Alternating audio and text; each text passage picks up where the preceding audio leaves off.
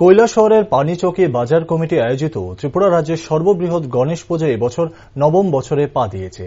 7 দিনব্যাপী গণেশ পুজো উপলক্ষে পুজো শুরুর আগেই বাজারে মহাপ্রভুর আখড়ায় অনুষ্ঠিত হয়েছে বসে আঁকো প্রতিযোগিতা এবং পুজোকে কেন্দ্র করে বাজারে স্বচ্ছ ভারত অভিযান কর্মসূচি, বৃক্ষরোপণ কর্মসূচি, রক্তদান শিবির, মেগা স্বাস্থ্য শিবির, বিনামূল্যে বস্ত্র বিতরণ সহ আরও নানান সামাজিক কাজকর্ম অনুষ্ঠিত হয়েছে। গত 18 সেপ্টেম্বর মন্ত্রী সুধাংশু দাসের হাত ধরে পুজোর শুভ উদ্বোধন করা হয়। প্রত্যেক দিন পুজো মণ্ডপে দুপুরবেলা বিতরণ করা হচ্ছে মহাপ্রসাদ এবং প্রতিদিন সন্ধ্যায় হাজার হাজার ভক্তবৃন্দের হাতে তুলে দেওয়া হচ্ছে নাড়ু। এই গণেশ পূজাকে কেন্দ্র করে প্রতি বছর কৈলাসহরের মানুষদের মধ্যে বাড়তি উৎসাহ উদ্দীপনা পরিলক্ষিত হচ্ছে।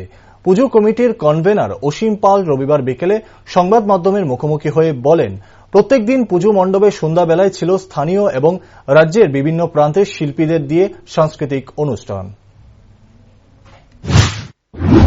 নববর্ষে পদার্পণ করলো, তো হঠাৎ করে যে গণেশ পূজা বেশিরভাগ ব্যবসায়ী প্রতিষ্ঠানে কিংবা বাড়িঘরে হতো, সেটাই বিশালভাবে আয়োজন করার কি উদ্দেশ্যে আয়োজন করা হয়েছিল এবং এবছর এই পূজাকে কেন্দ্র করে কি কি বিশেষ অনুষ্ঠান রয়েছে বা পূজাকে কেন্দ্র করে আপনাদের কি ধরনের কর্মসূচি রয়েছে? আমরা 2015 সাল থেকে প্রথম পূজা আরম্ভ করছি।